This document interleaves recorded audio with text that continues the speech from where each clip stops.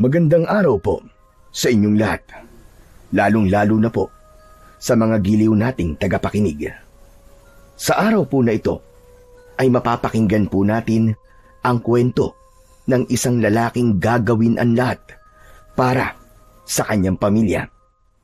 Si Harabas ay sinubok ng katatagan at hamon ng buhay nang biglang mawala ang kanyang asawa na si Ivana.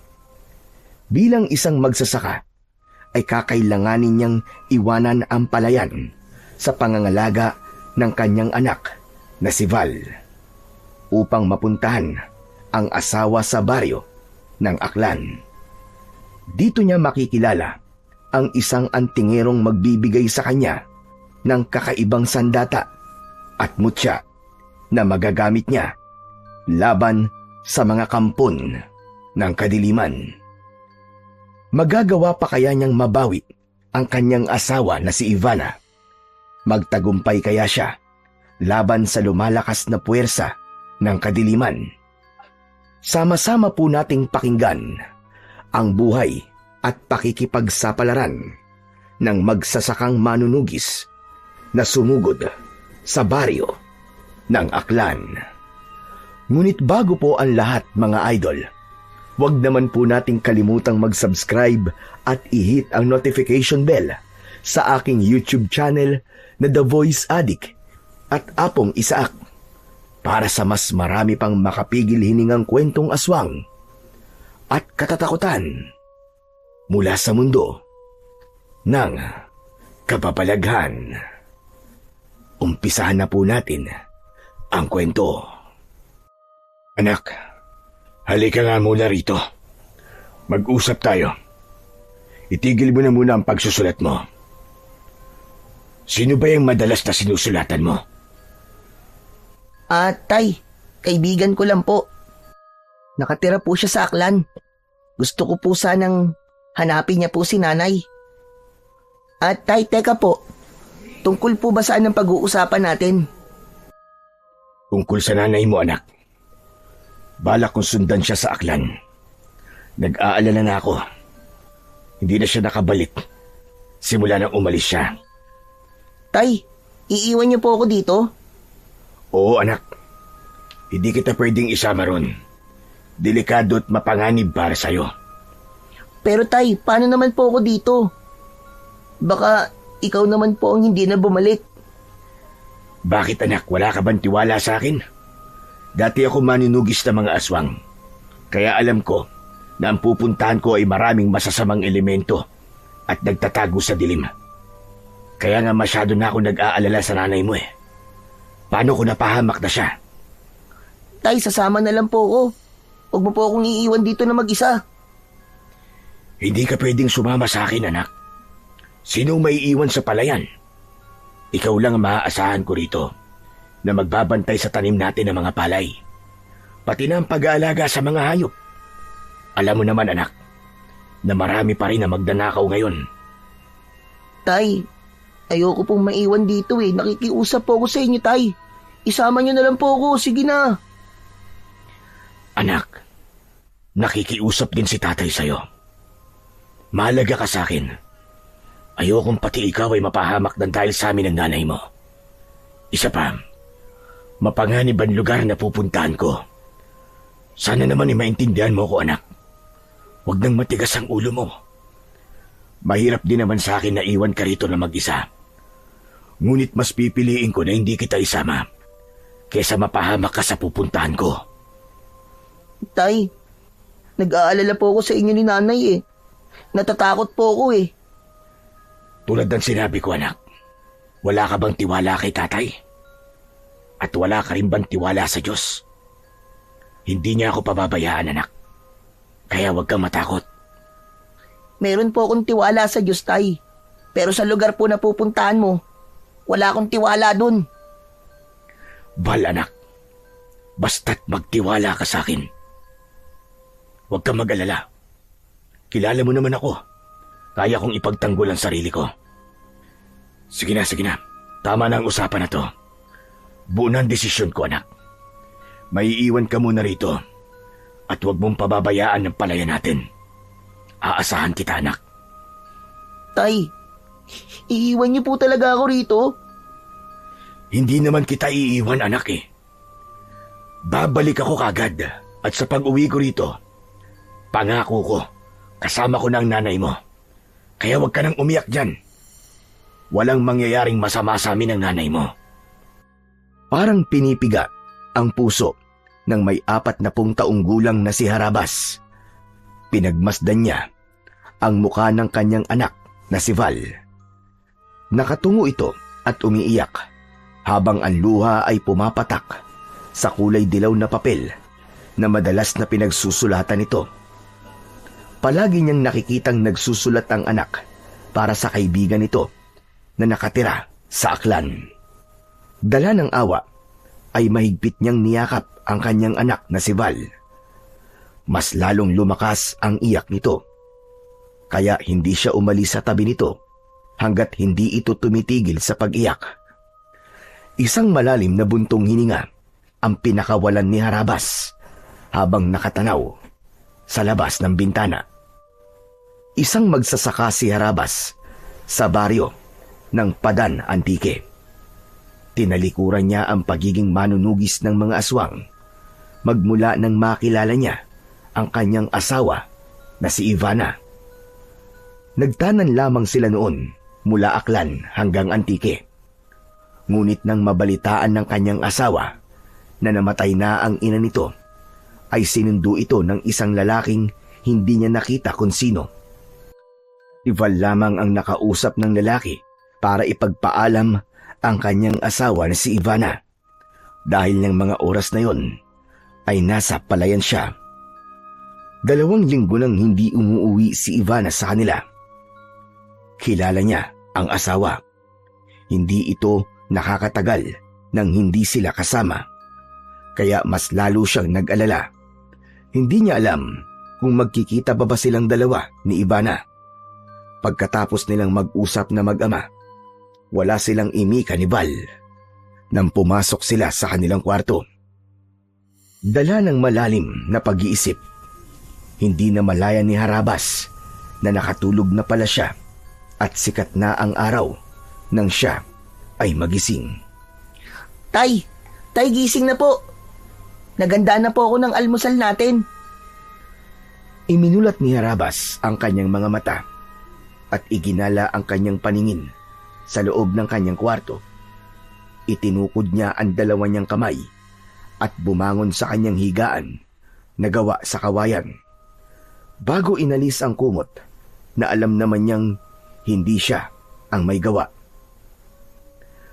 Madalas siyang nagigising ng ganun na may kumot sa katawan. Natitiyak niyang ang anak ang may gawa nun at gabi-gabi itong pumapasok sa kanyang silid para lamang kumutan siya. Kaya't napapangiti siya sa sobrang kaligayahan dahil nagkaroon siya ng maasikaso at mapagmahal na anak. Pagkatapos niyang matanggal ang kumot, ay bumaba na siya sa kanyang katre. Naglakad siya palapit sa pintuan. Nakita niyang naghahanda ng tubig si Val. Umuusok ang kanin at piniritong tuyo na isda. May kape na rin sa tabi ng upuan niya. Nag-angat ito ng muka mula sa pagkakayuko at nakangiting sumulyap sa kanya. Ngunit hindi maitatago sa mga mata nito ang lungkot dahil ngayon ang alis niya para iwanan si Val. Tay, kain na po. Para po hindi ka po magutom sa biyahe. 1 oras din po ang biyahe niyo papuntang Aklan eh. Salamat, anak ha. Hindi naman ako magtatagal doon. Susunduin ko lang ang nanay mo. Saka mga ibiniling ko sa iyo ha. Huwag mong kalilimutan. Magsarado ka ng mabuti ng pinto. Huwag mo rin kalilimutan gumamit ng ilaw na gasera para maliwanagan ang bahay sa gabi. Ang sarili mong itak, palagi mong itatabi sa higaan mo. Huwag kang matatakot kapag alam mong nasa tama ka. Alam kong kaya mong ipagtanggol ang sarili mo laban sa mga masasamang tao na magdanakaw sa mga alaga nating mga hayop. Opo tay, mag-iingat ka rin po ah. Hihintayin ko rin po ang pagbabalik niyo ni nanay. Oo naman anak, makakauwi kami ng ligtas ng nanay mo. Sige na, maupo ka na at sabay na tayong kumain. Siya nga pala, huwag mong kalilimutang lagyan ng abono ang mga palay natin ha. Dapat, malagyan na ang mga yun habang mainit pa ang panahon. Opo, Tay. Hindi ko po kalilimutan. Tumabi sa kanya ang anak na si Val at nagsandok ng pagkain sa lusa nitong plato. Isang uri yun ng plato na gawa sa aluminum. Wala na silang imikan hanggang sa matapos silang kumain. Naiwan si Val na naghuhugas ng kanilang pinagkainan. Habang si Harabas naman ay muling pumasok sa loob ng kanyang silid para maghanda naman ng ilang damit at gamit na madadala niya sa baryo ng Aklan. Panay ang buntong hininga niya habang nagtitiklop ng mga damit. Inilalagay niya yun sa kulay itim na bag. Yun ang kauna-unahang pagkakataon na iiwan niya ang kanyang anak. Kaya mabigat sa kanyang dibdib ang gagawin niyang pag-alis. Pakiramdam niya ay may tinik na nakaharang sa kanyang lalamunan, habang ang naririnig niya ay ang malakas na tibok ng kanyang puso at ingay ng lusang plato na hinuhugasan ni Val. Pati na ang pagsalok ng tubig ng anak mula sa tapayan ay parang nakadagdag sa bigat na nararamdaman niya sa kanyang dibdib. Lalo na nang magsimula siyang magpalit ng damit at buhatin ang gamit at isinakbit niya sa kanyang balikat. Parang ayaw niyang tignan si Val ng mga sandaling yon. O paano anak? Aalis na ako ha? Ang mga billing ko ha? Nag-iwan ako ng pera sa aparador ko. Gamitin mo kapag meron kang gustong bilhin. Opo, Tay. Tay, mag-iingat ka po sa pupuntahan mo, ah.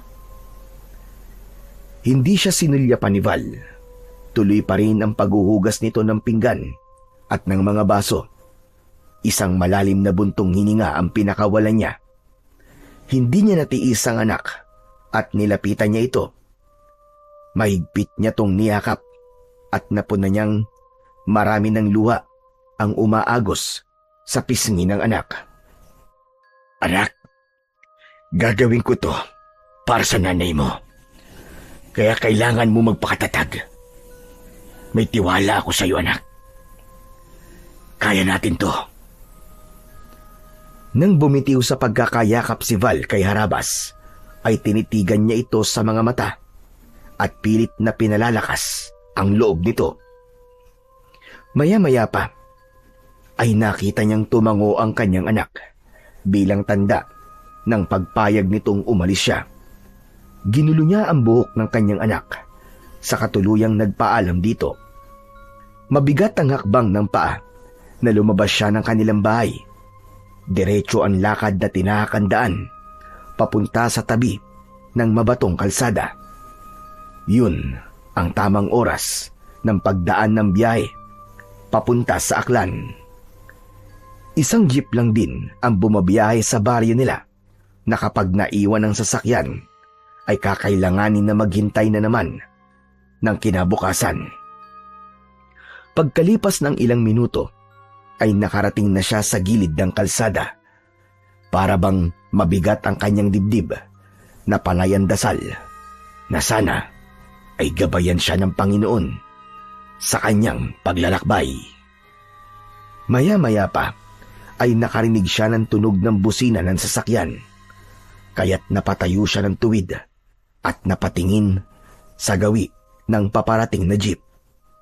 Medyo may kalumaan na yon, ngunit maayos pa naman ang takbo. Kita niya agad ang mga pasahero na nakaupo sa bubong ng sasakyan. Marami ang nakasabit sa pinto. Mabuti na lang at tinigilan siya ng driver para pasakayin kahit puno na. Kaya ko to. Isang oras lang naman akong makikipagsiksikan sa mga pasahero eh.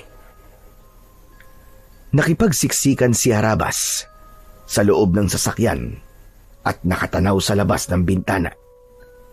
Parang gusto niya nang sumuko, ngunit mas nanaig ang kagustuhan niyang makasama ang asawa at mabuo ang kanyang pamilya. Pagkalipas ng kalahating oras na biyahe, dumaan na sila sa pinakaliblib na baryo ng hangganan ng Aklan at Antique. Meron silang mga ilang bangin na nadaanan at walang isang bahay na nakatayo. Maya-maya pa ay merong sumakay na matandang lalaki. May hawak yung baston na ginagamit sa paglalakad. Sa kabutiang loob ng isang lalaking nakaupo ay tumayo ito at pinaupo ang matanda, habang si Harabas naman ang umalalay sa matandang lalaki na naglalakad papalapit sa upuan. Tinitigan siya nitong mabuti sa muka.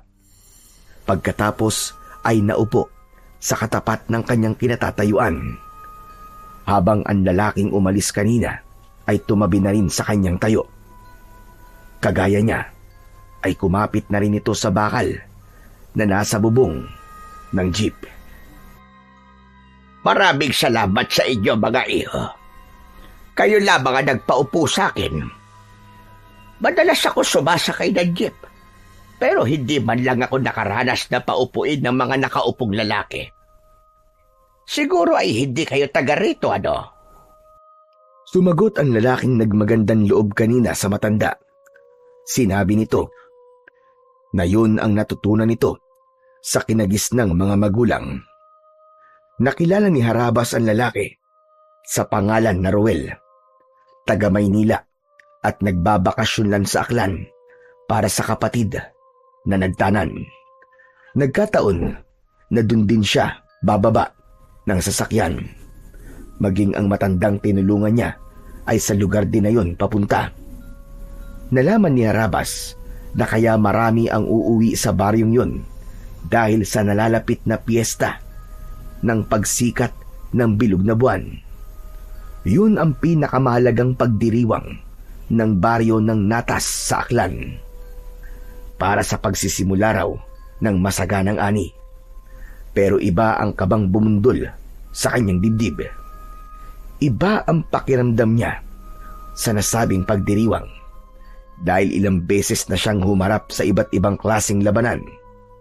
Alam niyang ang piyesta sa baryo ay hindi lang piyesta ng mga normal na tao, kundi pagdiriwang din ng mga nilalang na nagtatago sa dilim. Bahagyang nagulat si Harabas nang marinig ang boses ng matanda. Nandito na pala tayo. Hindi pa ba kayo bababa? Sinulyapan ni Harabas ang hinintuan ng mga sasakyan, kaya't bahagya siyang nagtaka dahil mabilis silang nakarating sa baryong pupuntahan niya. Maya-maya pa ay naramdaman ni Harabas na kasunod na niya ang matanda sa pagbaba ng sasakyan, kasama ang lalaking si Ruel. Pagbaba nito ng jeep, ay umalis kagad ito at sumakay naman ng kalesa para ihatid sa lugar na pupuntahan ito. Kaya naman, magpapaalam na rin sana si Harabas sa matanda nang bigla itong natumba sa tabi niya. Nagkagulo ang mga tao nang makitang nawalan ng malay ang matanda. Binuhat niya ito at dinala sa mahabang bangko na gawa sa tabla. Inihiga niya ito at pinaypayan gamit ang kanyang kamay. Marami ang nag-alok ng tulong, pati na ang mga gamot, para sa agad na pagbabalik ng malay ng matandang lalaki. Malamig ang katawan nito dahil sa pawis. Hindi niya ito iniwan at kinalong ang ulo nito habang banayad ang paghinga. Marami pong salamat sa tulong nyo para po sa gamot. Ngumiti ang babaeng nagbigay sa kanya ng panghaplas na katingko at sinabi nito na kilala raw ng mga ito ang matanda. Tawag daw nila sa matanda ay Lolo Estoy. Mabait daw ito at kilalang albularyong antingero sa baryo ng Natas. Pagkatapos nilang makipag-usap sa babae, ay ginamot naman niya si Lolo Estoy. Ilang saglit pa Nagkamalay naman na ang matanda. Una nitong hinanap ang hawak nitong baston kanina. Anong nangyari? Nawalan ho kayo ng malay, Lolo Estoy. Siya nga po pala. Nandito po ang tungkod nyo. Salamat. Diyos ko. Aray, pasensya ka na. Nahilo kasi ako kanina. Maraming pasahero at hindi ako sanay sa siksika na biyahe. Ngayon lang naman nangyari ang bagay na yon. Dahil malapit na ang piyesta. Abay, sino ka nga ba, iho? Ako po si Harabas. Taga-Antiki po ako. Gumuhit ang ngiti sa labi ng matanda. Tumango ito na para bang masaya na nalaman ito ang pangalan niya. Hindi niya alam kung bakit ganun ang reaksyon ni Lolo Estoy. Ngunit kailangan niya nang magpaalam dito dahil hahanapin pa niya ang kanyang asawa na si Ivana. Mukhang gusto mo nang umalis, Harabas. Pasensya na sa abala na ginawa ko, ha? Ang mabuti pa kaya sa'yo na lamang ito. Napakunot ang noo ni Harabas nang makitang dumukot sa bulsa si Lolo Estoy. Nang makuha nito ang bagay sa loob ng bulsa, ay tumambad sa kanyang paningin ang isang bilog na bato. Parang isang ordinaryong bato lang yun na makinis lang ang balat. Kulay itim yun at mukhang matagal nang nakatago.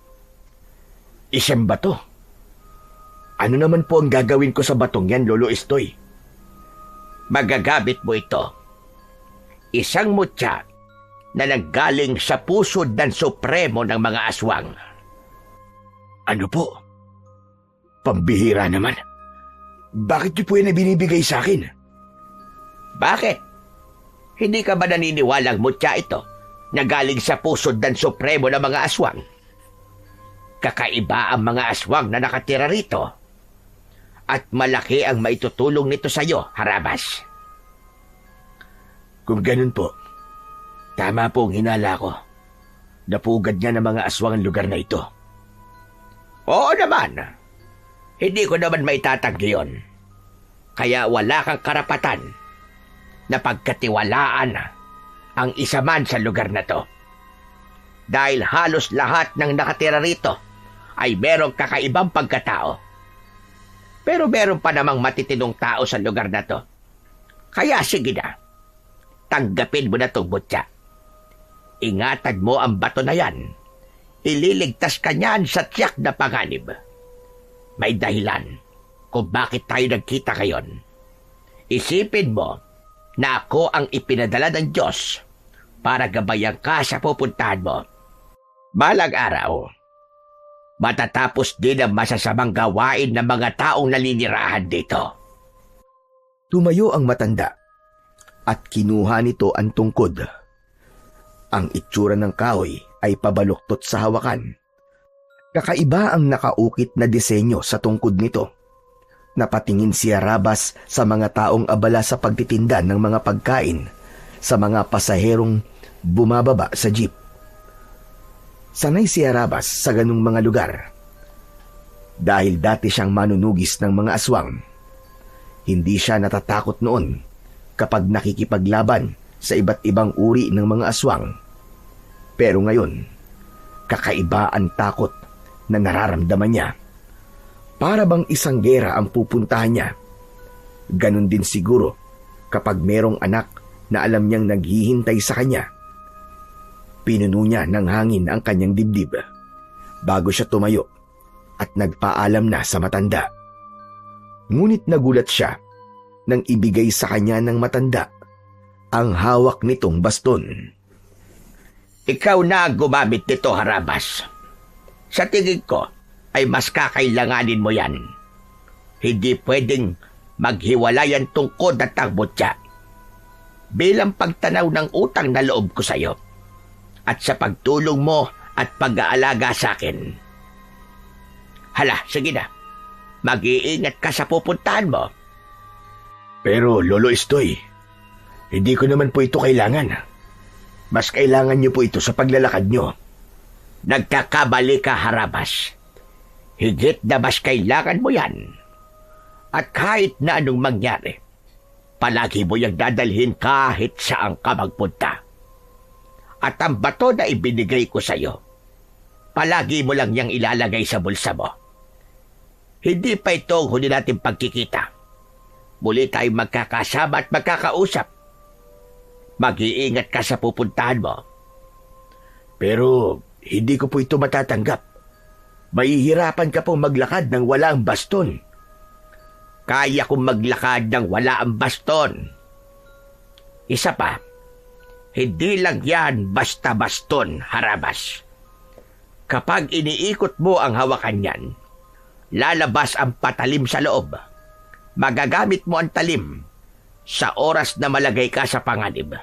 Sinasabi ko to sa'yo dahil gusto ko palagi kang maging alerto sa lahat ng oras. Ano po bang klaseng baston ito? Isang uri ng baston na kung tawagin ay pastol-baston. Matagal na panahon nang nagamit yan laban sa masasamang elemento ng kadiliman. Ginamit din yan sa pagpapastol ng mga tupa, usa at baka. Pero ngayon, gagamitin mo yan sa pagpapastol ng mga aswang. Hindi para pakainin, kundi para palayasin sa baryong ito, o di kaya naman para tuluyang patahimikin. Ikaw ang inaasahan kong makakagawa doon. Pero hindi po yun ang totoong dahilan kung bakit ako nandito. Naparito po ako dahil sa asawa ko si Ivana. 2 linggo na po siyang nawawala. At ilang beses na rin kaming nagpadala ng sulat ng anak ko sa lugar na pinuntahan niya.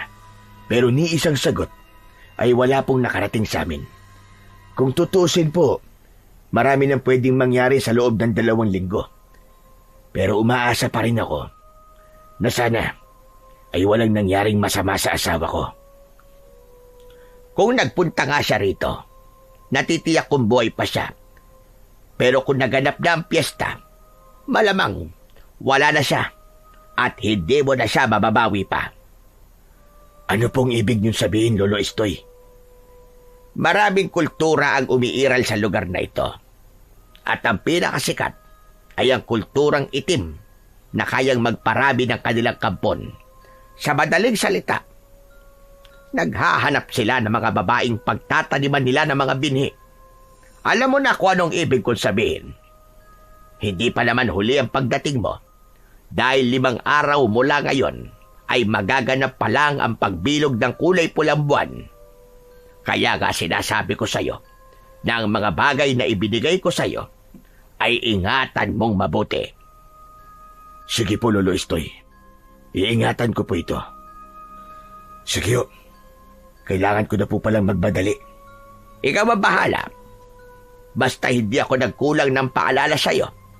Mas makabubuting magpanggap ka na wala kang alam sa lugar na to. Panindigan mo na ikaw ay isang dayo at gusto lang mamiesta. Para sa kaligtasan mo. Tandaan mo, malalakas ang pakiramdam ng mga aswang.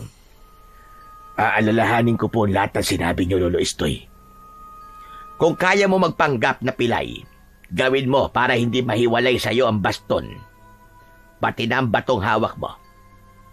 Sige na, aalis na rin ako. Kailangan natin maghiwalay ng landas dahil baka mahalata nilang tinutulungan kita.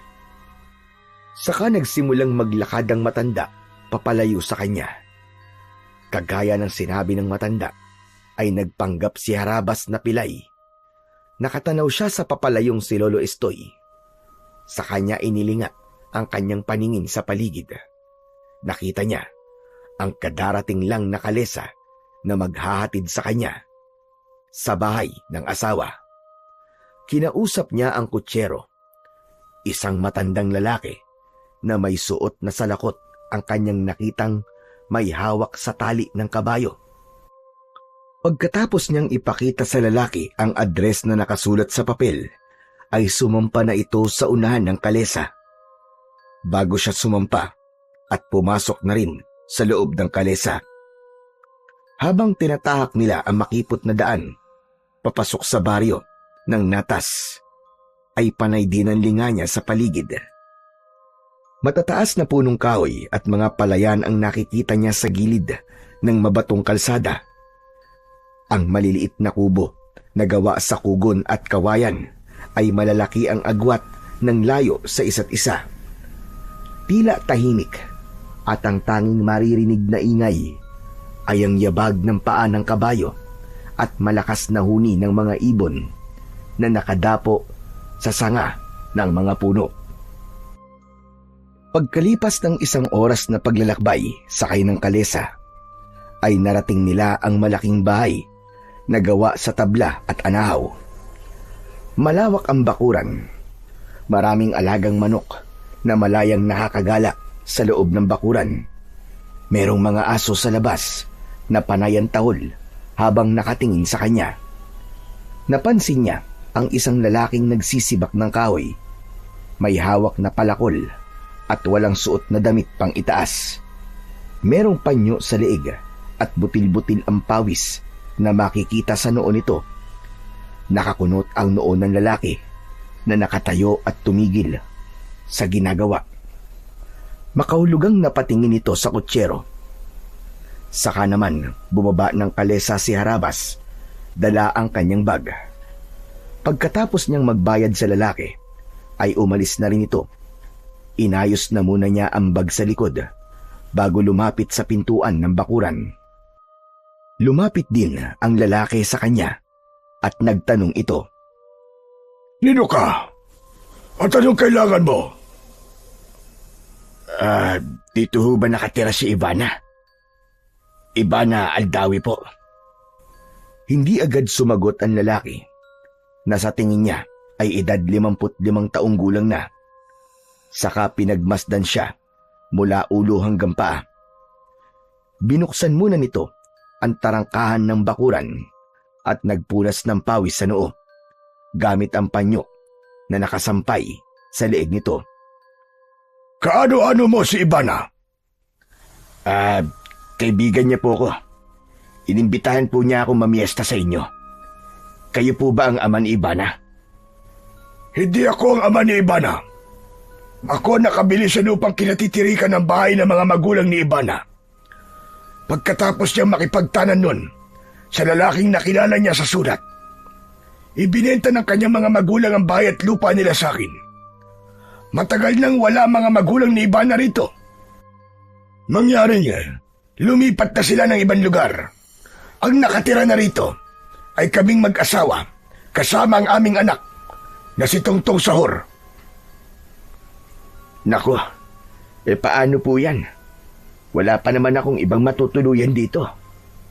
Wala po akong ibang kakilala rito. Hindi po kasi nabanggit sa akin ni Ivana na wala ng kanyang mga magulang sa dati nilang bahay. Kailan mo pa ba siya nakausap? Baka nahuli lang ang dating ng sulat niya. Kung gusto mo, meron kaming isang kwarto na pinapaupahan. Sinadya naming magpagawa ng kwartong upahan para sa nalalapit na piyesta. Marami kasing dumadayong mga tao rito para mamiesta. Yun naman kung gusto mo lang. Wala naman po akong magagawa. Wala talaga akong matutuluyan dito Sige po, ako na lang po ang uupa sa silid nyo. Magkano naman po ang babayaran ko kung sakali? Ilang araw ka bang mananatili rito? Kung hihintayin mo ang piyesta namin, 5 araw yun mula ngayon. Hindi po ako sigurado kung gaano po ako katagal na mananatili rito. Balak ko po sanang hanapin si Ivana kung saan siya nakatira ngayon. Ikaw ang bahala. Hindi ko naman nabalitaan na umalis siya ng baryo. Baka lumipat lang ng bayo di kaya tumira sa bahay ng lolo niya. Sige po. Pwede ko bang makita ang silid? Hindi na rin po ako makakagala dahil malapit na pong dumilim ang paligid at baka maligaw pa po ako kung mag-isa ako maghahanap sa kanya. Hayaan mo at pagdating ng anak ko ay pasasamahan kita sa bayan. Hindi ko kasi alam kung saan lumipat ng bahay ang pamilya ni Ivana. Matagal nang bakante ang bahay na to. Siguro mga nasa 10 taon na rin ang lumipas. Tapos nung nakaraan na linggo lang, lumipat kami rito. Pero nabalitaan namin na patay na raw ang kanyang ina. Hindi naman kami nakikipag-usap sa mga yon dahil abala na rin kami sa nalalapit na piyesta. Kaya hindi namin natanong sa nagatid ng balita kung saan sila nakatira. Ganun po ba? Sige po, tara na. Gusto ko na pong makita ang silid. Natigilan ang lalaki nang mapansin nito ang baston na hawak ni Harabas, pati na ang paraan niya ng paglalakad. Kasama yon sa sinabi ni Lolo Estoy para hindi malayo sa kanya ang baston pastol. Ang ganda naman ng baston mo.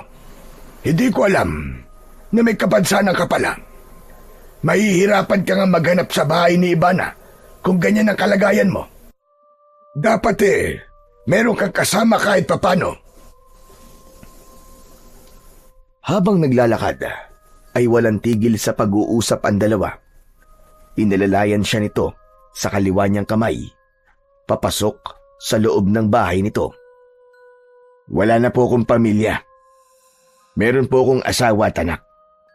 Iniwan ko po sa Padan. Taga-Antiki po ko. Malapit lang pala. 1 oras lang ang biyahe nun papunta sa lugar na to. Mukhang mahalaga nga ang sadya mo kay Ivana. Maya-maya pa ay tumigil ito sa paglalakad at itinuro sa kanya ang nakasaradong pintuan ng silid. Napansin niya ang isang babae na sa tingin niya ay edad 50 taong gulang. Lumapit ito sa kausap niyang lalaki at nalaman niyang Bartolo pala ang pangalan ng kanyang kausap. Malambing ang babae at nakangiting nakatingin sa kanya. Sinabi ng babae na nakilala niya sa pangalang Aling Tanya ay siya raw ang kauna-unahang uupa sa silid. Huwag kang mahiya rito. Pwede namang magbayad ka sa araw ng pag-alis mo dahil baka makita mo kagad ang bahay ni Ivana ay makakalipat ka kagad ng matutuluyan at hindi mo babayaran ng 5 araw na ilalagi mo sa kwartong yan. Kayo po ang bahala at marami pong salamat sa pagpapatuloy niyo sa akin dito. Walang anuman. O siya, sige na. Magpahinga ka na muna at mukhang pagod ka sa biyahe. Isasakop na kita sa isasaing na bigas ng asawa ko para mamayang gabi. Isipin mo na lang na bisita ka namin dito. Kaya huwag kang mahihiya. Isipin mong bahay mo to. Marami pong salamat sa kabutihan niyo, Mang Bartolo. Pati po sa inyo, Aling Tanya. Nakangiting tumango ang mag-asawa bago nagpaalam sa kanya. Nang makaalis na ang mag-asawa sa harapan niya, pumasok naman si Harabas sa loob ng kwarto. Isinara niya yun at iginala ang kanyang paningin. Isang lumang aparador na walang laman ang tumambad sa kanyang paningin. Isang higaan na gawa sa tabla at mga nakatiklop na unan at kumot ang nakita niyang nakahanda sa higaan. Sa likod naman ng pinto ay merong nakatiklop na banig na gawa sa abaka. Nakahilera ang walis tambo para sa sahig na gawa sa tabla. Makinis ang sahig at halatang nilagyan ng floor wax na pinakintab naman ng lampasong nyog. Makaluma ang estilo ng sahig at parang talagang nasa sinauna siyang panahon. Ganon din ang gasera na gawa naman sa babasaging taklob na tumatakip sa ilaw na may tela at gas. May hawakan yun na gawa sa alambre na ginamit naman para maisabit ito sa dingding na malapit sa bintana. Lumapit siya sa nakabukas na bintana at tanaw niya mula roon ang kakahuyan na maginhawa sa kanyang paningin. Merong ilang mga banderitas ang nakasabit sa gilid ng natatanaw niyang kalsada na papunta sa bayan ng Natas. Isang malalim na buntong hininga ang pinakawalan niya bago niya inilapag ang kanyang bag sa sahig na katre, saka naupo at nahiga. Napatitig siya sa bubong ng kanyang silid. May kalumaan na rin yun ngunit wala namang butas. Biglang sumagi sa kanyang isip ang iniwan niyang anak sa padan. Nag-aalala siya at nakukonsensya sa kanyang ginawa. Kaya kailangan niyang mahanap kagad ang asawang si Ivana para makabalik siya kagad sa piling ng kanyang anak na si Val. Bumangon siya at kinuha ang mga gamit. Kinuha niya sa bulsa ang bato. Pinagmasdan niya ang bagay na yon. Habang hawak niya yon, ay bigla niyang naramdaman ang pag-iinit ng bato. Saktong pagkatok sa labas ng kanyang silid, narinig niya ang boses ni Mang Bartolo. Harabas! Pwede ba akong pumasok? Mabilis na itinago sa bulsa ni Harabas ang bato. Saka nilapitan ang nakasaradong pintuan. Pagbukas niya, ay nakita niyang may dala si Mang Bartolo ng isang tasang kape at platito na may laman na nilagang saging na saba. Kumain ka muna habang hindi pa nakakaluto ng hapunan si Tanya. Baka nagugutom ka na. Naku, maraming salamat po sa merienda. Walang anuman. Sige na, at nang makapagpahinga ka na, saka na lamang kita tatawagin kapag kakain na, para pagdating nitong Tungsaur, ay ipapakilala na rin kita sa kanya. Matutulungan kanyang mahanap si Ivana. Maraming salamat po talaga sa tulong niyo, Mang Bartolo. Saka lang kinuha ni Harabas ang platito na hawak ni Mang Bartolo. Lumapat sa kanyang mga kamay ang mainit na tasa ng kape at saging. Kaya si Mang Bartolo na ang nagsarado ng pinto.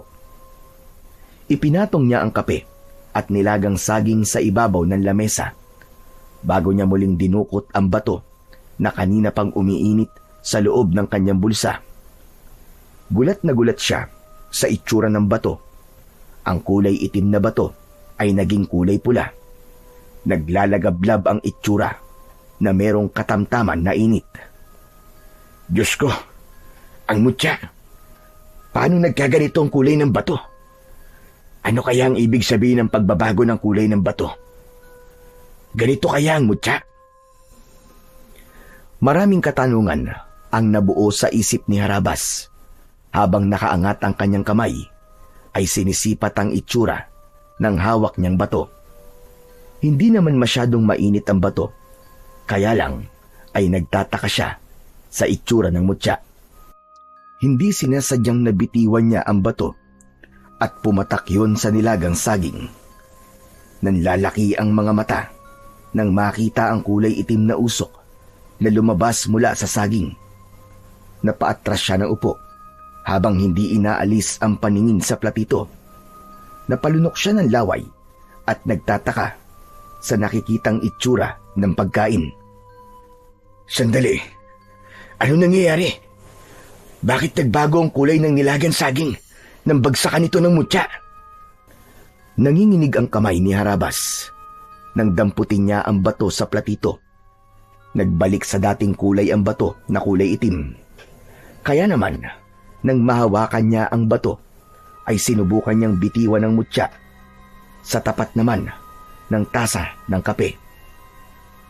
Tumunog ang tasa nang lumapat ang bato sa loob nito.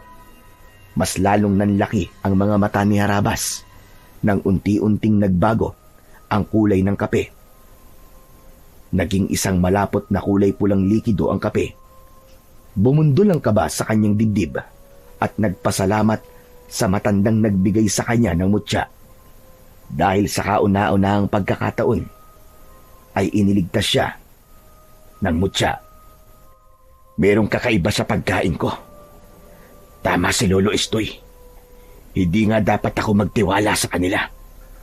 Dahil sa mutya ng pusod ng Supremo ng mga aswang, nalaman ko ang totoong itsura at kulay na ibinigay nila sa akin na pagkain. Nahulog na pala ako sa patibong nila at muntik ko ng kagatin ang kanilang pain. Pues, hindi kayo magtatagumpay. Ako pa ang kinalaban nyo. Bumakas ang galit sa mga mata ni Harabas. Mas lalong lumakas ang kutob niyang Hindi totoong wala na ang kanyang asawa sa lugar na yon. Hindi lang niya alam kung saan niya hahanapin si Ivana. Mabilis na tumayo si Harabas at kinuha ang platito. Itinapon ang saging at itinaktak ang laman ng tasa na merong kape. Palalabasin niyang ininom niya yon at kinain ang saging. Kung ganun, kailangan kong makaisip ng paraan para hindi makasabay sa kanila sa pagkain. Bahala na. Kinuha ni Harabas ang mutya sa ibabaw ng lamesa na nabasa dahil sa kape.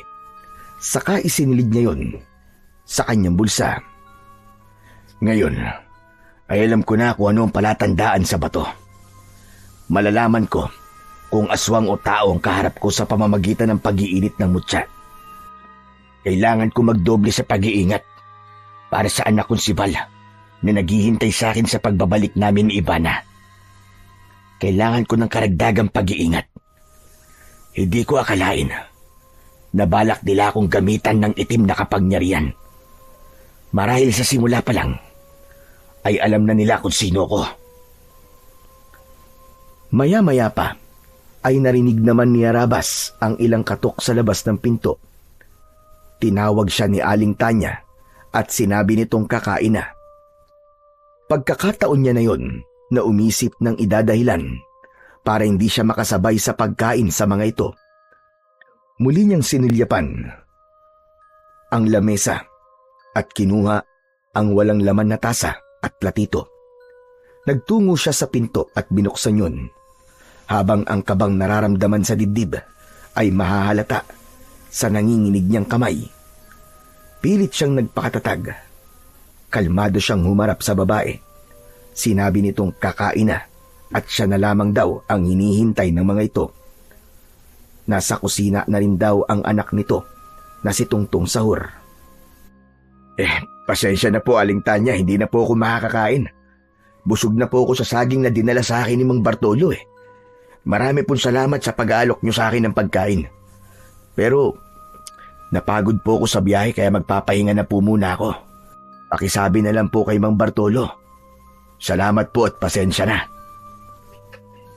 Nahuli ni Harabas na pasimpleng sumilip sa loob ng kwarto si Aling Tanya. Sabay sulyap sa iniabot na platito at tasa ni Harabas. Pigil ang kanyang hininga habang hinihintay na umalis ito. Kinuha nito ang platito at tasa. Kaya nakahinga siya ng maluwag nang magpaalam na ito sa kanya. Sabay talikod sa kanya ni Aling Tanya. Dala ang pinagkainan niya. Maigpit niyang hinawakan ng kanyang baston habang nagkukunwaring hirap sa paglalakad bago tuluyang isinara ang pinto. Ganon din ang ginawa niya sa nakabukas na bintana. Ipinahinga niya ang katawan dahil natitiyak niyang mamayang gabi ay hindi siya makakatulog. Mahirap matulog sa lugar kung alam niyang nasa kabilang silid lamang ang mga kalaban. Hanggat hindi niya natitiyak kung anong klaseng mga nilalang ang nakapalibot sa kanya, ay hindi siya maaaring magtiwala sa mga ito.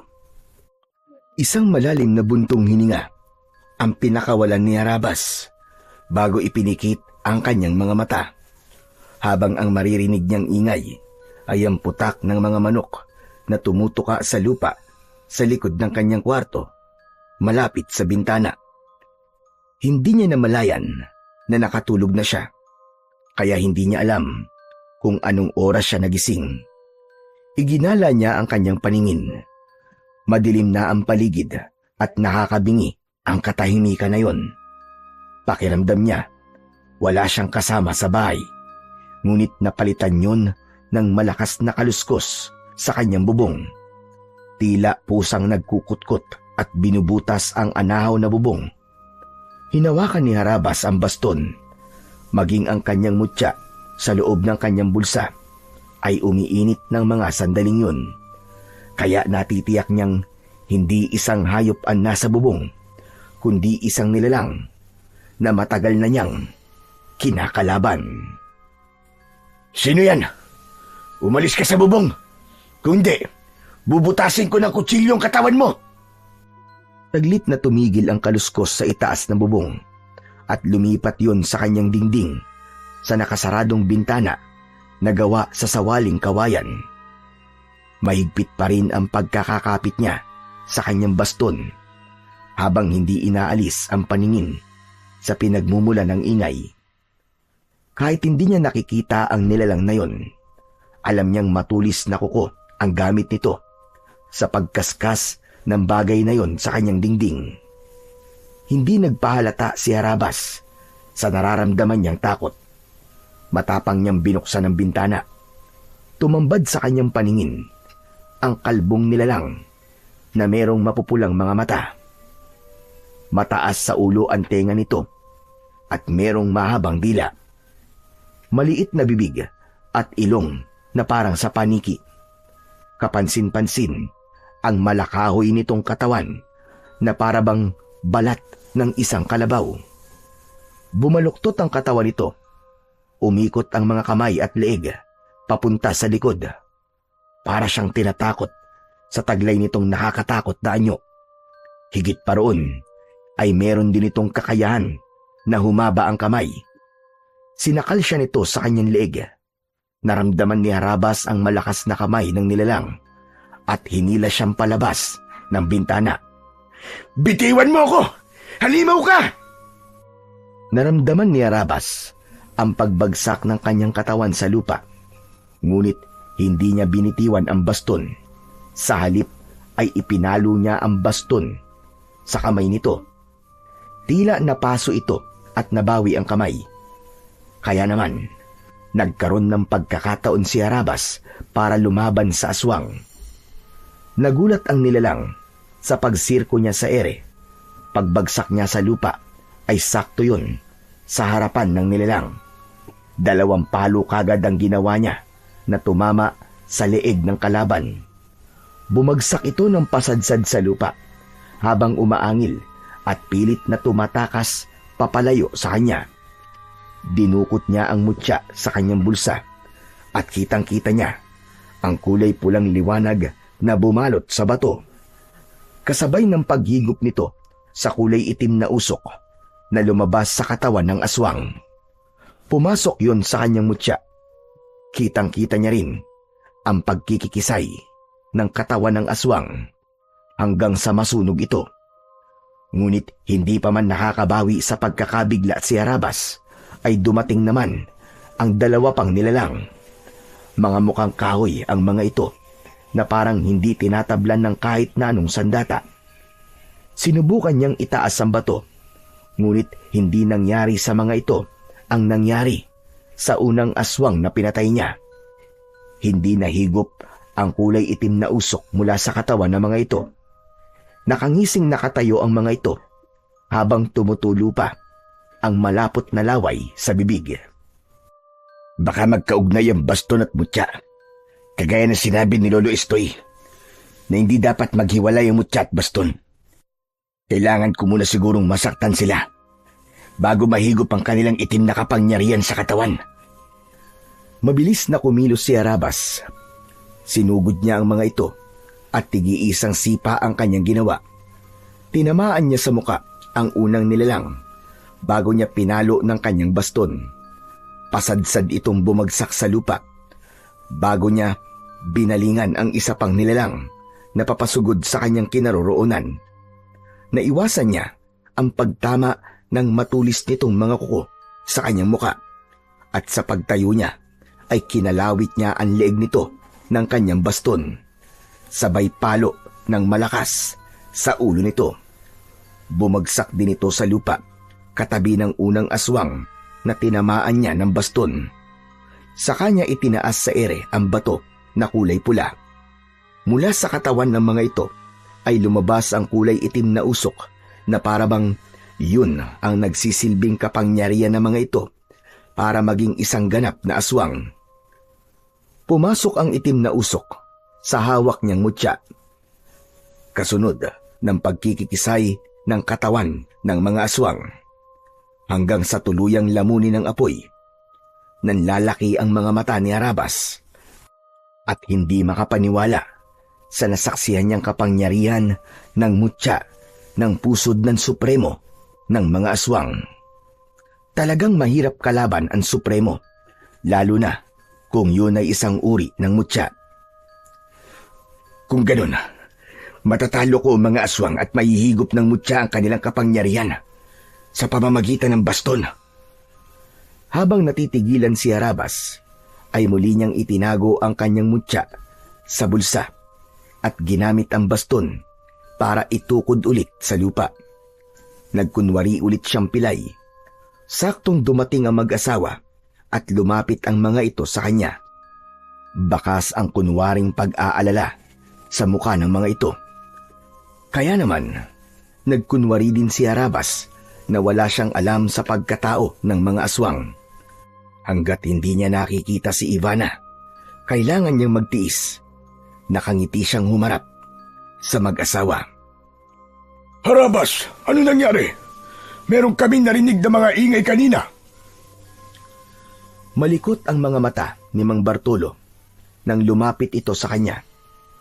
Nakasuot ito ng damit pantulog upang magmukhang kapanipaniwala ang pagpapanggap ng mga ito. Habang si Aling Tanya ay bakas ang takot sa muka na nakakapit pa sa kamay ni Mang Bartolo. Sinalubong naman niya ng tingin ang mga ito. Yun po ba? Wala yun. Meron lamang pong nangharana sa akin kanina. Kaya lang, sintonado po ang kanta. Hindi rin magandang tugtog ng dala nilang instrumento. Pinalayas ko na po sila. Kaya lang nagalit dahil hindi ko po sila binayaran. Totoo ba sinasabi mo, Harabas? Oo naman po. Mukha po ba ako nagbibiro? Bakit? Ngayon lang po ba may nangharana sa inyo? Oo Pasensya ka na kung naistorbo yata ang tulog mo. Naku, hindi ho. Natuwa pa nga po ako sa kanila kaya lumabas ako ng bahay. Hindi nga lang po ako dumaan sa pinto. Mapagbiro ka pala, Harabas. Sige na, wala naman palang nangyaring masama sa'yo. Ang mabuti pa ay pumasok na tayo sa loob ng bahay. Mabuti pa nga po. At malamig pala rito sa labas. Akma na sanang susunod sa paglalakad papasok sa bahay si Harabas nang makita niya ang nakatayong pamilyar na babae. Nakabistida ito at seryoso ang muka na nakatingin sa kanya. Bumilis ang tibok ng kanyang puso. Hindi siya maaaring magkamali. Si Ivana, ang babaeng nakatayo sa harapan niya.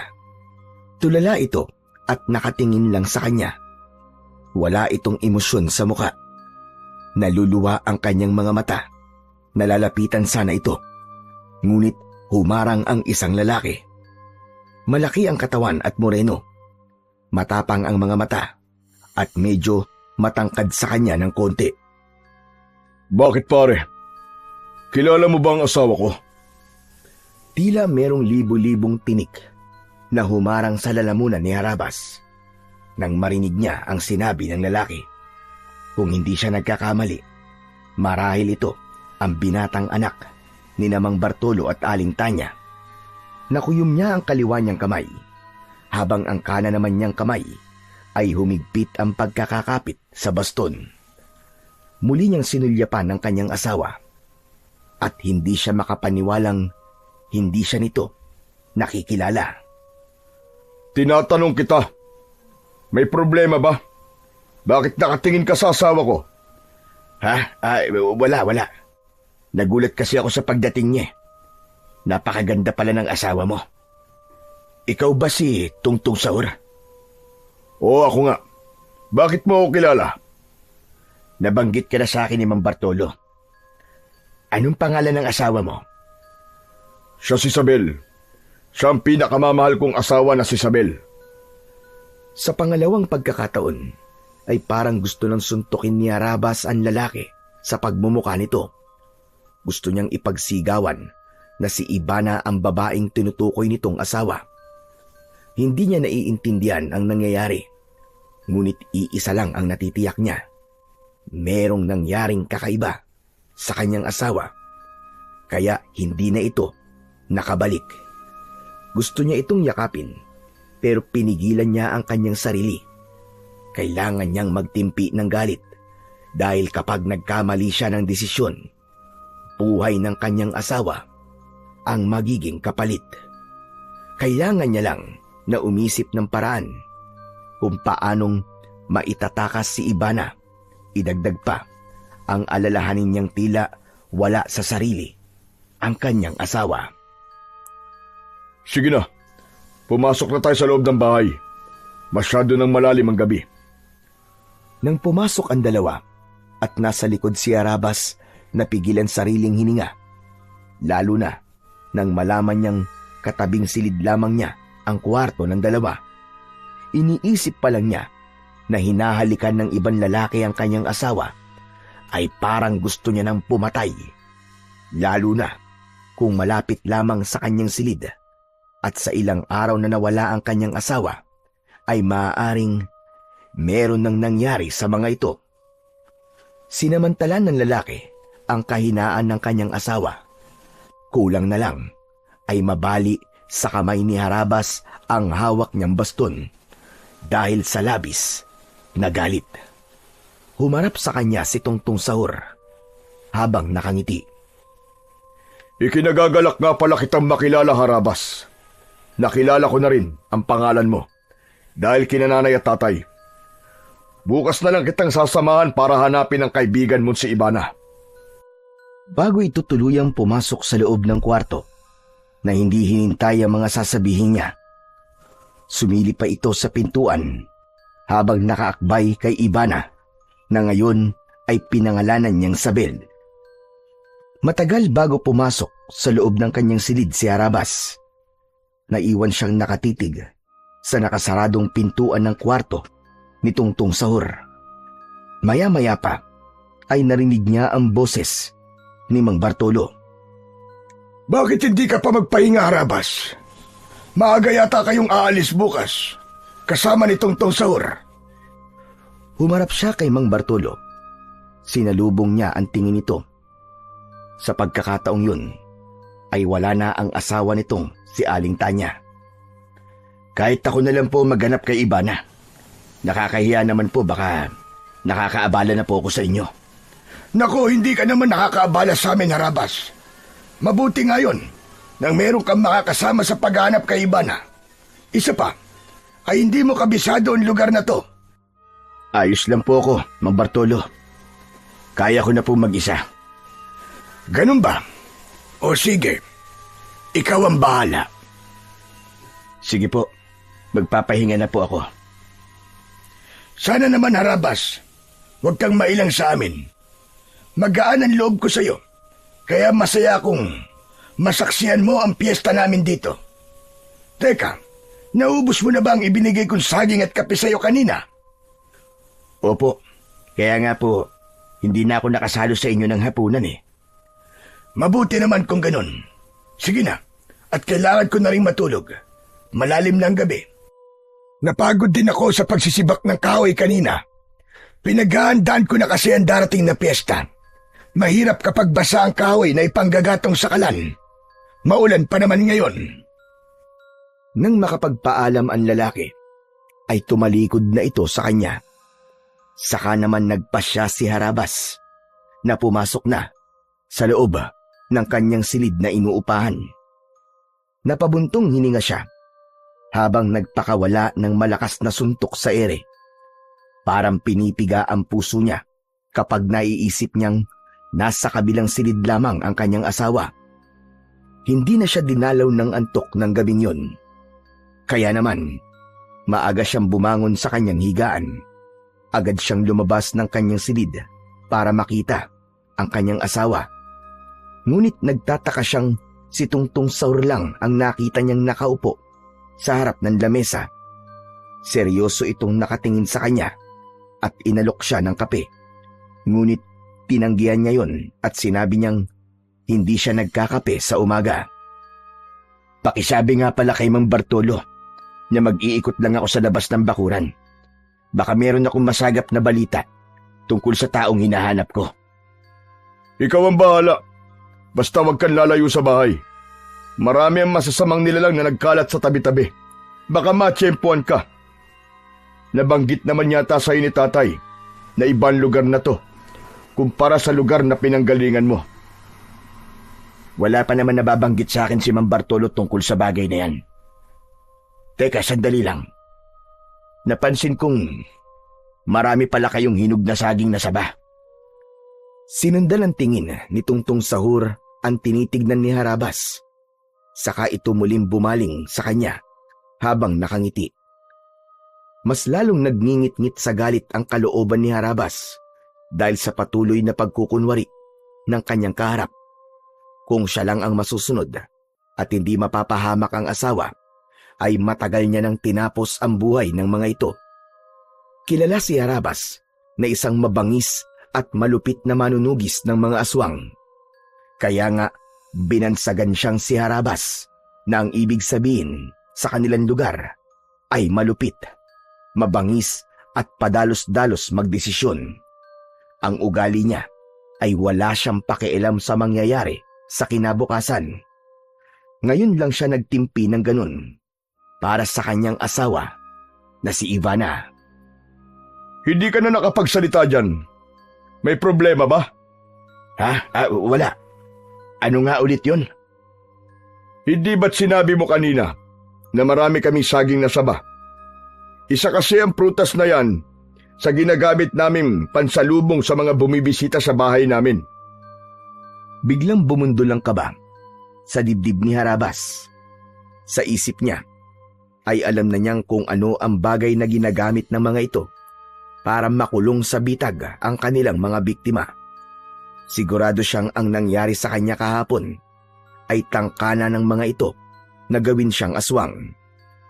Muli siyang sumagot kay Tungtong Sahur habang pilit na itinatago ang galit sa kanyang dibdib. Kaya pala, yan din ang prutas na niluto sa akin ni Mang Bartolo. Sige na, kailangan ko nang umalis. Babalik din ako kagad. Hindi na hinintay ni Harabas na sumagot sa kanya si Tungtong Sahur. Agad siyang naglakad palabas ng bahay. Malakas ang tibok ng kanyang puso nang tinahak niya ang daan papunta sa labas ng bakuran habang nagkukunwaring paika-ika sa paglalakad. Saka lamang niya napansin na walang ibang bahay ang nakatayo roon.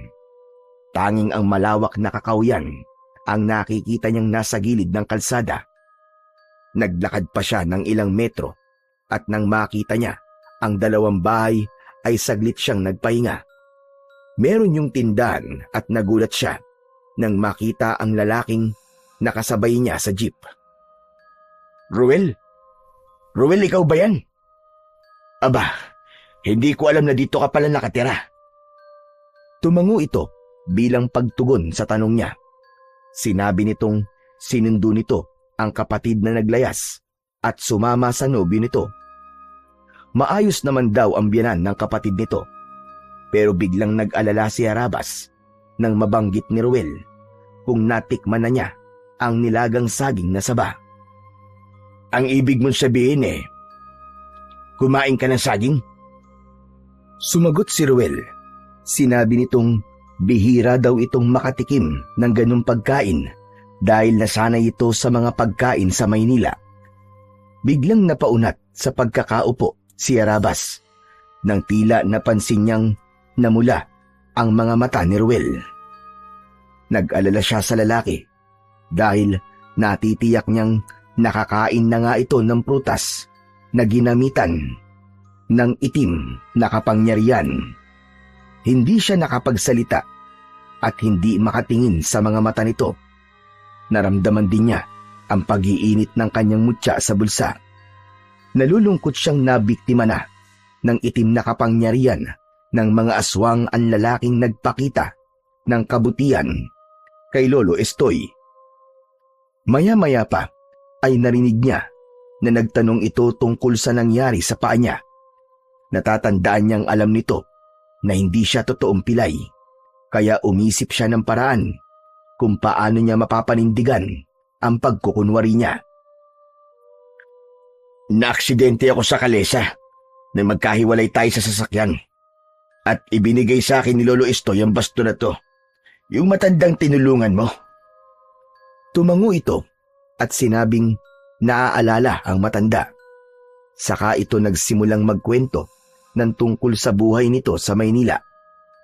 Pagkalipas ng ilang minutong pagkikwentuhan nila ni Ruel, lumabas na rin ang kapatid ni Ruel, kasama ang nobyo nito. Sa likuran ng mga ito ay ang mag-asawa na seryosong nakatingin sa kanya. Hindi siya nagpahalata sa mga ito na nararamdaman niya na hindi na ito mga ordinaryong tao. Sige na, Ruel. Kailangan ko nang umalis eh. Magpapaalam na ako. Inihatid siya ni Ruel hanggang sa labas ng tindahan nito. Pakiramdam ni Arabas ay nakatingin pa rin sa kanya ang pamilya ng nobyo ng kapatid ni Ruel. Habang tinatahak niya ang daan pauwi sa bahay ni Mang Bartolo, ay bigla siyang nag-alala sa kalagayan niya sa baryo. Hindi niya alam kung paano pa siyang makakatakas sa baryong napasukan. Ilang minuto lang ang lumipas ay narating na niya ang bahay ni Mang Bartolo. Diretso siyang pumasok sa loob ng kanyang silid at inihanda ang mga gagamitin sa muli niyang paglabas ng bahay para maghanap ng bago niyang malilipatan na bahay. Dinala niya ang dati niyang mga kagamitan sa pagtugis ng mga aswang at hindi na nagpaalam sa mag-asawa. Diretso siyang naglakad papunta sa kabilang direksyon ng daan. Ngunit kanina pa siyang naglalakad ay wala siyang makitang bahay na pwede niyang pagtanungan. Maya-maya pa ay biglang merong humawak sa kanyang balikat. Hindi siya nagdalawang isip.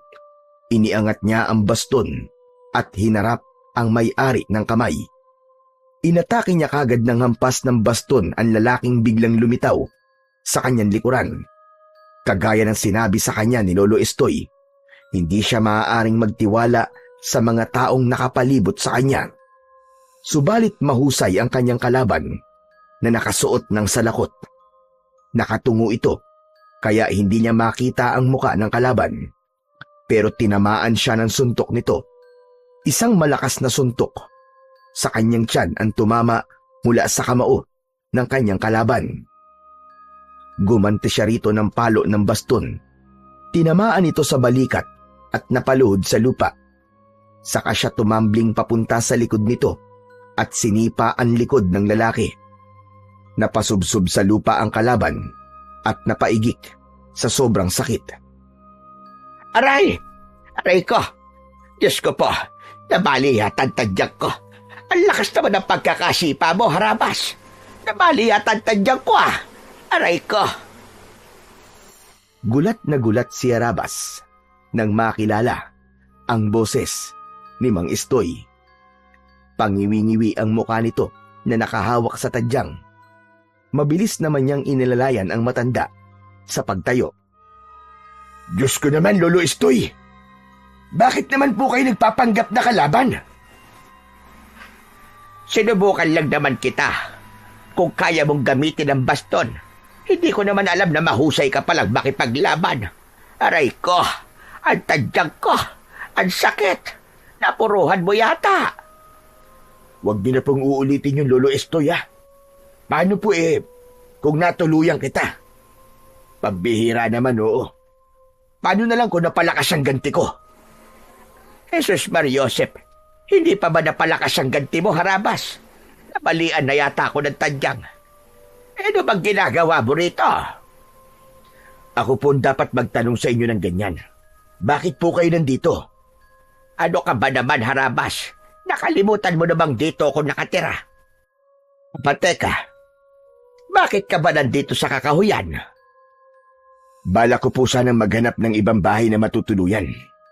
Ginamit ko lang na dahilan sa may-ari ng bahay na hahanapin ko si Ibana. Lolo Estoy, kagabi po, inatake ako ng mga aswang. Mabuti na lang po tinulungan ako ng baston at mutya.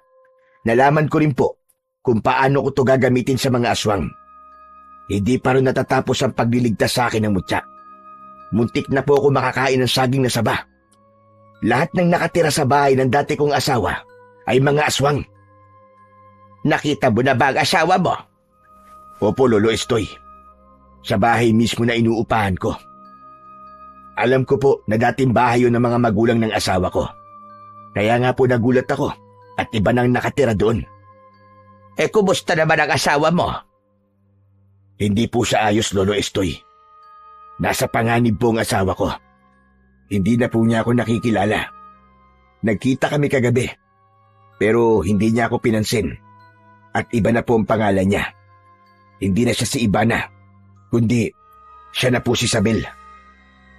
Sinasabi ko na nga ba't nakakuha na sila ng alay na pagtataniman nila ng binhi para sa nalalapit na piyesta. Teka, sandali lang po, Lolo Estoy. Pagtataniman nila ng binhi ang asawa ko. Hindi po bukid ang asawa ko.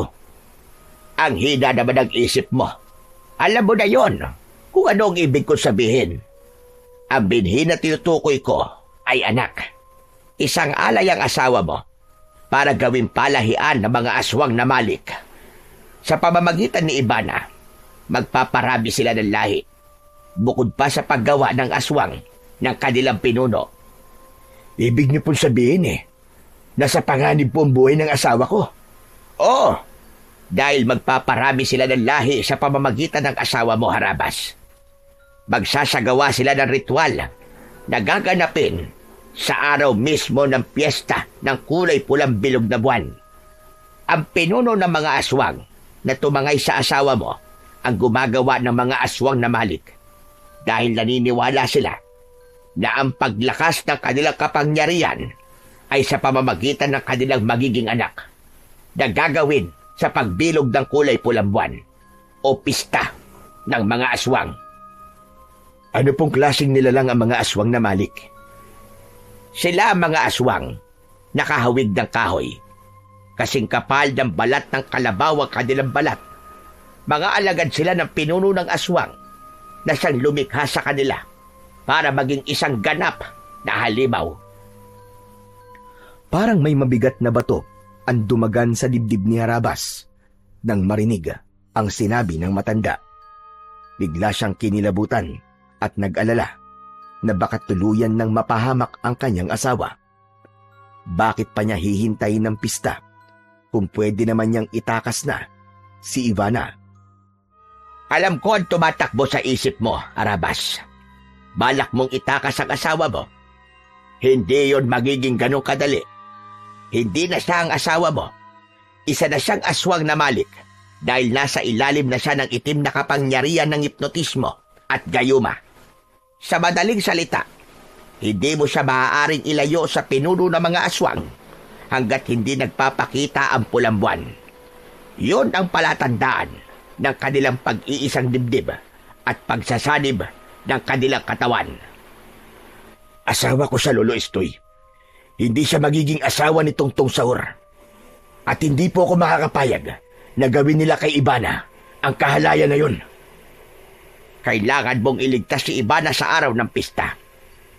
Saka mo lang mababawi ang katawan ng asawa mo na binalutan ng itim na kapangyarihan. Paano ko po maaalis ang itim na kapangyarihang bumabalot sa pagkatao ng asawa ko kung ang mutya na nasa kamay ko ay kontra sa kanya? Tulungan niyo po ako, Lolo Estoy. Hindi ko po kakayaning mapahamak ang asawa ko. Hindi ba tinutulungan na kita, Harabas? May paraan kung paano siya maililigtas gamit ang mutya. Hihigupin ito ang itim na kapangyarihang bumabalot sa katawan ng asawa mo. Pero kailangang may gawin ka para tuluyang mabawi siya. Gamit ang pagmamahal mo sa kanya. Ano pong ibig niyo sabihin, Lolo Estoy? Maililigtas ng mutya ang asawa mo si Ivana. Mawawala ang gayuma niya sa katawan kapag nagawa mo ang paraan na sinasabi ko. Paano po, Lolo Estoy? Dapat mo siyang hampasin ng baston sabay taas na mutya sa ere. Pero kailangan mong mahalikan siya sa labi habang nakataas sa mutya. Sa ganung paraan, mawawala ang hipnotismo, gayuma, at itim na kapangyarihang bumabalot sa katawan niya. Hihigupin yun ng mutya. Kapag nagawa mo yon, maaalala niya ang halik mo at muli siyang magbabalik sa katinuan dahil sa iyong pagmamahal. makikilala ka niya at maaalala niya ang nakaraan. Pero kailangan magawa mo yon sa araw mismo ng pagbilog ng kulay pulang buwan. Kung ganun po, ay kailangan ko pang maghintay ng 4 na araw. Oo, konting tiis labang. Bantayan mo ang kanilang mga kilos. Mas lalong hindi mapakali si Arabas nang malaman na ang kanyang asawa ay nasa bingit ng kamatayan. Gusto niyang pagsisihan kung bakit ngayon lang siya gumawa ng paraan para sundan ang asawa. Kumain muna siya sa bahay ng matanda upang hindi siya makakain ng pagkain na inihahain sa kanya ng mag-asawa. Habang kumakain ay pinag-iisipan nilang dalawa kung paano niyang maililigtas si Ivana. Pagkatapos nilang magplano ni Lolo Estoy at makapag-usap ay nagpasya ng umuwi si Arabas. Pagkalipas ng ilang minuto ay narating niya ang bahay ni Mang Bartolo. Bago siya pumasok sa loob ng bahay ay sinigurado niyang hindi mahahalata ng mga ito ang galit na nararamdaman niya sa kanyang dibdib. Nakita niya si Mang Bartolo. Papalapit ito sa kanya. Kumusta, Harabas? Nahanap mo ba ang bahay ni Ivana? Hindi po, Mang Bartolo. Baka nakaalis na po sila ng baryo eh. Habang nagsasalita si Harabas, ay hinanap ng kanyang paningin ang kanyang asawa na si Ivana. Dismayado siyang hindi nakita ang asawa, kaya muli siyang nagsalita. Sige po, Mang Bartolo. Magpapahinga na po muna ako. Napagod ako sa matagal na paglalakad. Hindi ka ba muna kakain? Tapos na ho kong kumain, Mang Bartolo. Nakita po kami ng kaibigan kong si Ruel na nakatira dyan lang po sa unahan ng tindahan. Nakakatuwa nga po eh. At dito pa kami nagkita. Pagsisinungaling ni Harabas para mas kapanipaniwala ang kanyang dahilan at makaiwas sa pagkain na inaalok sa kanya nito.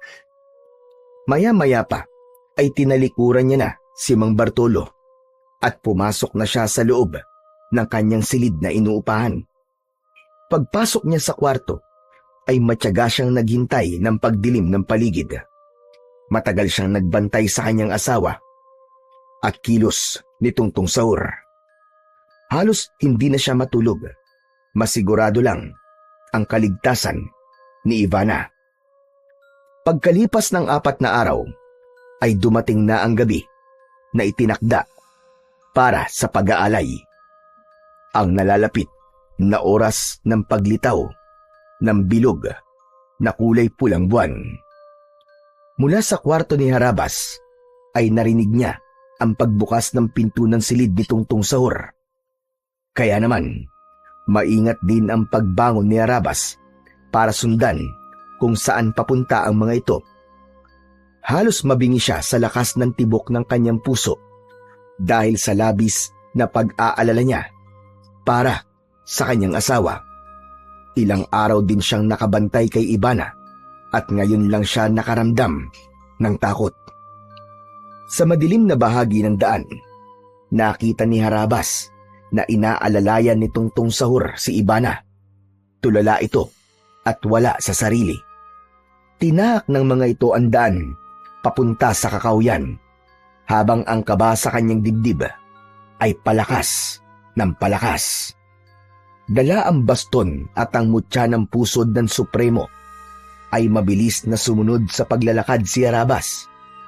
Malayo ang kanyang agwat sa mga ito para hindi maramdaman ng mga ito na nakasunod siya. Habang naglalakad ay panayanlinga niya sa paligid. Meron silang usapan ni Lolo Estoy na magkikita sila sa lugar na yon. Maya-maya pa ay nagtago muna siya sa likod ng isang puno. Nakasilip siya sa gawi ng 2 sa tapat ng bukana ng kuweba. Natitiyak niyang doon gaganapin ang ritual.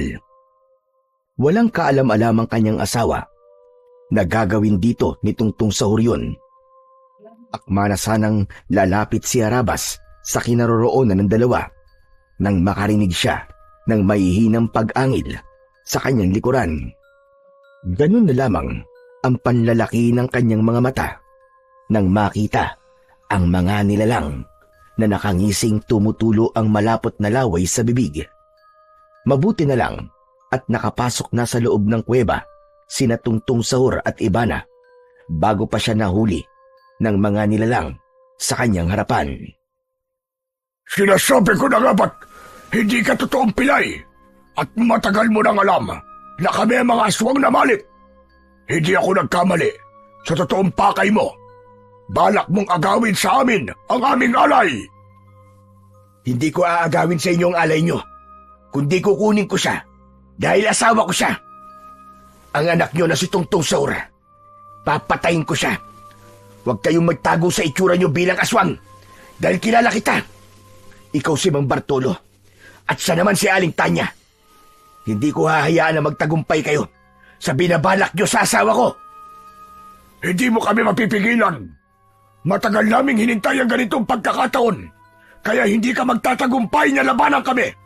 Dito pa lang ay sisiguraduhin namin na mapapatay ka na namin. Sige mga kasama, ano pang hinihintay nyo? Atakihin nyo ang mapangahas na lalaking ito! Unang sumugod ang nilalang na merong humahabang dila. Pumulupot yun sa braso ni Harabas para mapigilan ang paggamit niya sa baston. Ngunit sa paglapat ng dila nito sa kanyang sandata, ay lumitaw ang usok mula sa dila nito para itong napasok sa kanyang sandatang baston. Naputol bigla ang dila ng aswang kasabay ng pagpalo niya sa ulo nito gamit ang baston. Bumagsak ito sa lupa, sabay dukot niya ng mutya sa kanyang bulsa at itinaas yun sa ere. Lumiwanag ang bato at hinigop ang kapangyarihang itim mula sa katawan ng nasaktan na nilalang. Umatras si Mang Bartolo kasama ang mga alagad nito. Anong nangyayari? Paano napunta sa iyo ang kakaibang baston at mutya ng aming supremo? Hindi na mahalaga kung paano napunta sa akin to. Ang mahalaga kung paano ko uubusin ang mga lahi niyong mga hayop kayo. Ito na simula ng magiging katapusan yung lahat. Uubusin ko kayo at wala akong ititira sa inyo. Nagkakamali ka dahil ang pinuno namin na si Tungtong Sahur ang itatapat namin sa mutya na hawak mo. Sa oras na may isagawa ang ritual sa asawa mo, hindi mo na siya matatalo at mawawala ng tuluyan sa iyo si Ibana. Hayop ka. Kung ganun pala, matagal mo nang alam na si Ibana ang nawawala kong asawa. Patutunayan ko sa iyo na hindi kayo magtatagumpay ng anak mong demonyo at lalaban ako hanggang sa huling hininga ko. Dala ng matinding galit na nararamdaman ni Harabas ay mabilis niyang inatake ng palo ng baston si Mang Bartolo. Ngunit humaba ang kamay nito at nasakal siya sa leeg. Hindi siya nagpatinag. Kahit nararamdaman niya ang sakit, ay pinilit niyang makawala sa kamay ng kalaban. Naramdaman din niya ang pagbaon ng kuko nito sa kanyang balat. Kaya buong lakas niyang hinampas ng hawak niyang baston ang kamay ni Mang Bartolo. Napasigaw ito sa labis na sakit at nabitiwan ang kanyang leeg. Napaatras ito ng hakbang, papalayo sa kanyang kinatatayuan. Habang hawak ang kamay na tinamaan ng baston. Pumalit naman si Aling Tanya na panayang angil habang inaatake siya nito ng kalmot.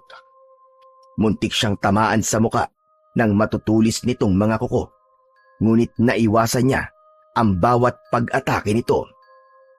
Gumanti si Harabas ng palo ng baston. Tinamaan si Aling Tanya sa katawan at ulo. Bumagsak ito sa lupa at itinaas ni Harabas ang mutya sa ere. Sabay na lumitaw ang kulay itim na usok sa katawan ng mga ito. Kahit na anong pagpupumiglas ang gawin ng mag-asawa, ay hindi nakayanan ng mga ito ang init na taglay ng mutyang hawak niya. Nasunog ang katawan ng mag-asawa at para hindi na makarating sa mga nilalang na nasa loob ng kuweba, inatake niya rin ang natitirang kasama ng mga ito. Lahat ng tamaan ng kanyang baston ay bumabagsak sa lupa habang nagkikikisay ang katawan na bumubula pa ang bibig na parabang nalalason. Bago niya itinaas ang mutya sa ere, magkasabay na hinigop nito ang kapangyarihan ng mga aswang na tinamaan ng kanyang baston. Para siyang nag-iipon ng lakas ng kanyang kapangyarihan sa pamamagitan ng itim na usok. Pagkatapos ng labanan, ay biglang dumating si Lolo Estoy. Mukhang napalaban na rin ang matanda sa mga aswang bago pa ito nakarating sa kanilang tagpuan. Nasa loob po ng kuweba ang asawa ko, Lolo Estoy. Kasama si Tungtong Sahur. Humanda ka, dahil ito na ang simula ng tunay na laban. Ano pong ibig niyo sabihin? Marahil sa mga oras na ito, ay gumagawa ng panibagong aswang ang pinuno nila, habang si Ivana ay nakahanda na para sa gagawin nilang ritual. Lakasan mo ang loob mo para sa gagawin nating pagsugod sa kuta nila. Magaan ang hakbang ng mga paa na nilapitan nila ang pintuan ng kuweba.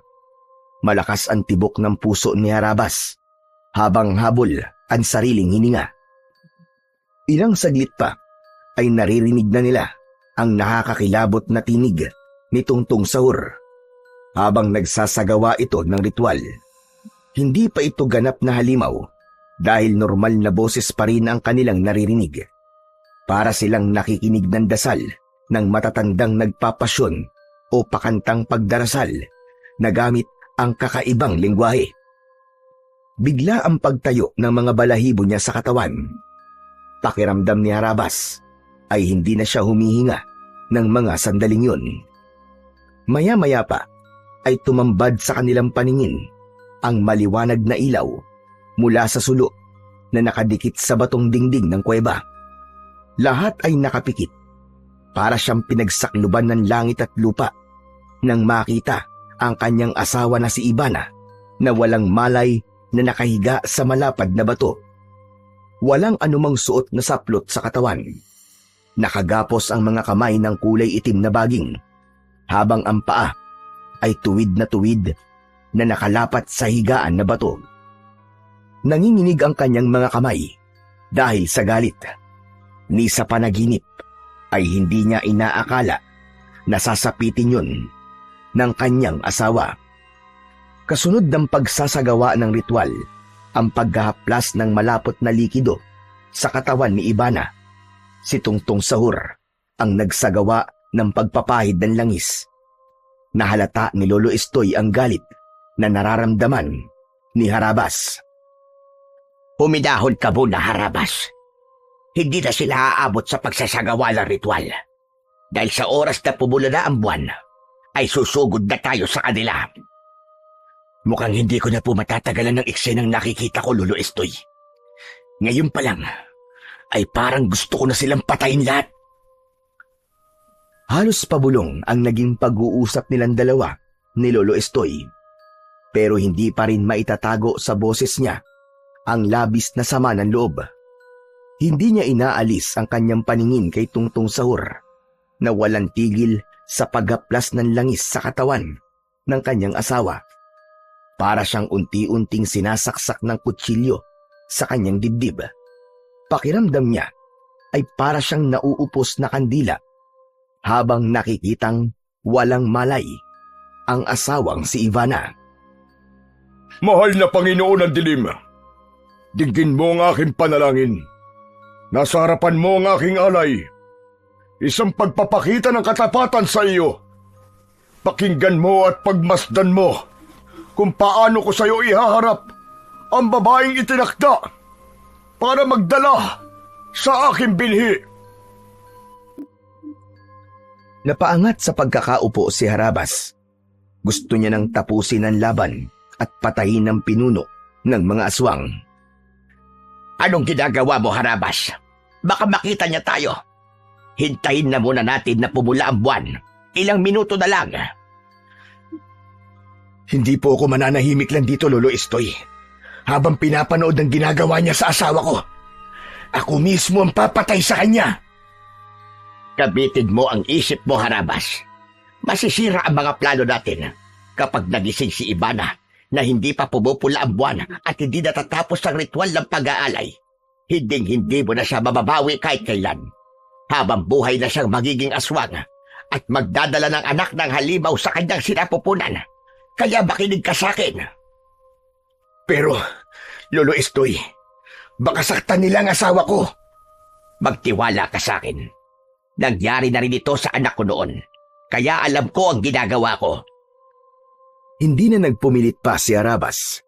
Nakuyom na lamang niya ang kanyang kamao habang nakatingin sa ginagawa ng pinuno ng mga aswang na si Tungtong Sahur. Maya-maya pa ay unti-unti nang nagbago ang anyo ng pinuno ng mga aswang na si Tungtong Sahur.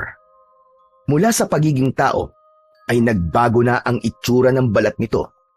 Naging balat ng kahoy, magaspang, ngunit matingkad dahil sa langis na inihaplas nito sa kanyang katawan. Humaba ang tenga nito na lampas sa makintab nitong ulo. Mapupula ang mga mata na tila ba nagbabagang apoy. Ang mga kuko sa daliri ay humaba na kasing talas ng kutsilyo. Tinubuan ng pangil si Tungtong Sahur. Kasabay ng mga alagad nitong nakayuko. Ganun na lamang ang panlalaki ng kanyang mga mata. Nang makita niya si Ruel, isa sa mga aswang na nakatayo sa tabi ni Ivana. Tulala at wala sa sarili. Iba na rin ang itsura nito, kasama ng kapatid at pamilya ng nobyo ng kapatid nito. Nakilala rin ito ni Lolo Estoy, kaya bumukas sa mukha ng matanda ang lungkot. Hindi na siya mababawi at maliligtas ng mutya mo, Harabas. Si Ivana lang ang kayang iligtas ng bato dahil siya ang matagal mong nakasama.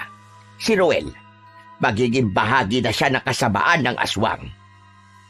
Kung may magagawa po ko para mailigtas si Ruel, Lolo Estoy, ay gagawin ko.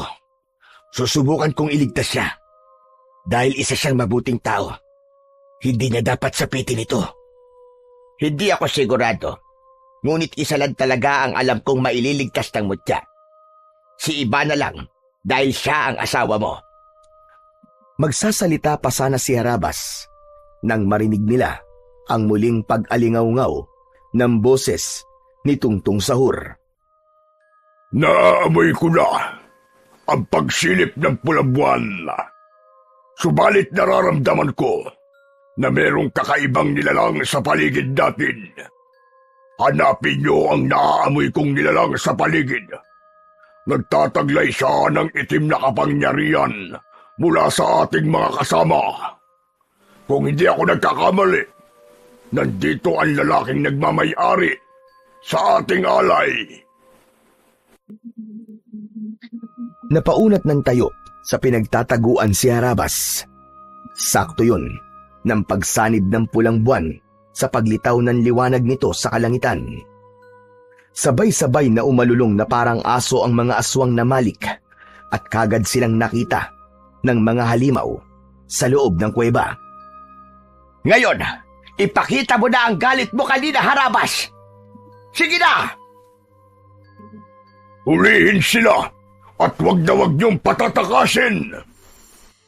Kasabay ng pagsigaw ng pinuno ng mga aswang, ang pagsugod naman ni Harabas sa mga alagad nito gamit ang kanyang baston. Wala siyang pinalampas. Lahat ay binayo niya ng palo gamit ang baston. Sa lakas ng epekto ng kanyang sandata sa mga ito, ay bumagsak ang mga ito sa sahig ng kuweba. Hindi na niya inuulit ang pagpalo sa katawan ng mga ito dahil bumubula na ang mga bibig ng mga aswang na tinatamaan ng kanyang baston habang nagkikikisay ang katawan. Si Lolo Estoy naman ay kinalaban din ang mga aswang na malik. Sumasalubong ang matanda sa mga kalaban. Magaling din itong makipaglaban. Bawat tamaan ng sandata nitong tungkod ay bumabagsak din sa sahig ng kuweba ang mga aswang. Napansin ni Harabas ang paglapit ni Tungtong Sahur sa walang malay niyang asawa. Akma na sanang gagawin nito ang ritual ng pagsasanib ng katawan. Mabilis siyang lumukso at tumama ang sipa niya sa muka ni Tungtong Sahur. Hindi ko hahayaan na lumapat pa ang mga kamay mo sa katawan ng asawa ko dahil papatayin na kita. Wala ka nang magagawa Sa akin na siya. Ako na ang asawa niya. Nagpanggap ka pang pilay. Akala mo ba, hindi ko naramdaman ang mutya sa bulsa mo? Kung mahusay ka magpanggap, mas magaling akong magkunwari. Tumigil kang hayop ka! Hindi ka nasisikatan ng araw! Hindi na napigilan ni Harabas ang kanyang sarili. Nilabanan niya ito gamit ang kanyang baston. Ngunit hindi ito tinatamaan ng bawat pag-atake niya. Para bang alam nito ang epekto ng kanyang sandata. Gumanti ito ng sipa sa kanya at tumama yun sa kanyang tagiliran. Pasadsad siyang bumagsak sa saig ng kuweba. Mabilis siyang bumangon at lumapit sa kanyang asawa na wala pa ring malay. Kaya naman, sumugod siya ulit kay Tungtung Sahur. Sa muli niyang pag-atake ay naiwasan nito ang kanyang suntok. Umikot siya sa ere at magkakasunod na pagpalo sa katawan nito ang ginawa niya. Tinamaan niya ito sa leeg, ngunit hindi ito bumagsak. Sa halip ay nahawakan nito ang kanyang kamay. Dikitan ang kanilang laban habang nag-aagawan sa baston. Halata niyang napapaso ito sa kanyang sandata. Naalala niyang may talim ang kanyang baston, kaya sa pagpihit niya sa katawan nito ay nabunot niya ang talim at diretso yung isinaksak sa leeg ng pinuno ng mga aswang. Nagmistulang gripo ang dugong lumalabas sa sugat nito. Sabay bunot niya ng talim sa leeg nito. Napaluhod ito sa lupa habang pasigok-sigok. Pilit na tinatakluban ng kamay ang nabutas nitong leeg. Hinawakan ni Harabas ang baston, sabay palo ng napakalakas sa pagmumuka ng aswang. Nagkikikisay ang katawan ni Tungtung Sahur nang bumagsak ito sa sahig ng kuweba. Yan ang pinakamalupit na parusa para sa mga nilalang na kagaya mo. Inilabas ni Harabas ang mutya ng pusod ng supremo ng mga aswang, saka itinaas sa ere. Lahat ng mga nakahandusay sa sahig ng kuweba na tinamaan ng kanyang baston ay nahigop ang itim na usok sa katawan ng mga ito. Kasabay ng pagliyab ng katawan ng mga aswang, akma na sanang haharap si Harabas sa gawin ng matanda nang bigla niyang naramdaman sa kanyang leeg ang malakas na kamay ni Ivana. Nagkamalay na ito. Mapupula ang mga mata nito, habang si Lolo Estoy naman ay nagulat din sa ginawa ni Ivana. Pigil ng matanda ang nagwawalang aswang na si Ruel. Balak nilang iligtas pa rin si Ruel. Gawin mo na ang sinabi ko! Iligtas mo si Ivana, Harabas! Bilisan mo! Nakapikit na nagpumigla si Harabas mula sa pagkakasakal sa kanya ng kanyang asawang si Ivana. Ivana, asawa ko! Ako to, si Harabas! Mahal ko, gumising ka. Labanan mo ang itim na kapangyarihan na bumabalot sa katawan mo. Mas lalong bumaon ang mga kuko nito sa kanyang leeg, kaya wala na siyang ibang paraan kundi ang sakta ng asawa gamit ang baston. Pinalo niya ito sa braso, kaya't nabitiwan siya nito, kasabay ng pagtaas niya sa ere ng kanyang mutya. Isang mapusok na halik ang ginawa ni Harabas sa labi ng kanyang asawa. Ramdam na ramdam niya ang malakas na enerhiyang humigop sa itim na kapangyarihang bumabalot sa katawan ni Ivana. Kasunod ng isang mahigpit na yakap. Huminga ng malalim si Ivana hanggang sa nawalan ito ng lakas na napaupo sa kanyang harapan. Dali-daling hinubad ni Harabas ang suot niyang damit at isinuot yun sa hubad na katawan ng kanyang asawa. Nawala na ang bakas ng pagiging aswang nito at bumalik na ang dating kulay ng mga mata nito. Diyos ko, salamat. Ligtas na ang asawa ko. Mahigpit at punong-puno ng pagmamahal na niyakap ni Harabas ang kanyang asawa. Tinawag nito ang pangalan niya. Nakilala siya nito at gumanti rin ng yakap sa kanya. Ipinaliwanag niya rito ang mga nangyari. at napahagulgol ito ng iyak. Samantalang si Ruel na patuloy sa pag-angil ay nilapitan na rin ni Arabas. Patawarin mo ako, kaibigan. Ngunit kailangan kong gawin ito. Hindi ko alam kung magtatagumpay ako sa pagtanggal ng hawa ng aswang sayo. Kung ano man ang magiging resulta, patawarin mo ako, kaibigan. Pinalo ng 2 beses ni Arabas ang lalaki gamit ang baston. Kasunod ang pagtaas ng mutya sa ere. Ipinaliwanag ni Arabas kung paano naging mabuting tao si Ruel kay Lolo Estoy. Ipinaalala niya rito ang natatandaan niyang sinabi nito sa kanya. Ganon din ang pagpapalaki ng mga magulang nito kay Ruel. Tumulo ang luha sa mga mata ni Ruel. Sinabi mo sa akin, Ruel, na pinalaki kayong mabuting tao ng mga magulang mo. Kaya labanan mo ang kasamaang bumabalot sa katawan mo, Ruel. Labanan mo! Isang kulay itim na usok ang lumabas mula sa katawan nito. Katulad ng nangyari kay Ivana, himalang nawala ang hawa nito at bumalik sa dating kulay ang katawan, pati na ang mga mata. Isang hindi maipaliwanag na himala ang nangyari kay Ruel. Tunay na ang pagiging mabuting tao ang malakas na sandata laban sa kasamaan. Nagawa mong iligtas si Ruel, Harabas. Maraming salamat. Napakahusay ng ginawa mo. Hindi maipaliwanag ni Arabas ang saya na kanyang nararamdaman ng mga sandaling yon. Habang yakap niya ang kanyang asawa na si Ivana, may dinukot si Lolo Estoy sa bulsa nito habang nakangiti. Harabas, kailangan mong malaman ang totoong nagligtas sa inyo. Maliban sa Diyos, ay ang pagmamahal ng inyong anak na si Val. Ano? Ano pong ibig niyo sabihin, Lolo Estoy? Paano niyo po nakilala ang anak ko? Itinaas ng matanda ang kulay dilaw na papel at ipinakita nito sa kanya ang sulat kamay ng kanyang anak na si Val. Nanindig ang kanyang balahibo sa katawan at nagtatakang napatingin sa muka ng matanda. Ako ang kasulatan ng anak niyong si Val. Ako ang kaibigan niyang taga-Aklan. Nakiusap siyang samahan ka at siguraduhing ligtas ka. Alam niya kung sino ako sa buhay niya. Ako lang naman ang lolo ni Ivana. Kaya ko nakilala ang anak mong si Val dahil sa sulat na nakarating sa akin. Kaya ang tunay na nagligtas sa inyo ay ang pagmamahal ng anak niyo na si Val. Mapalad kayo ni Ivana sa pagkakaroon ng anak na katulad ni Val. Maganda ang pagpapalaki niyo sa anak niyo.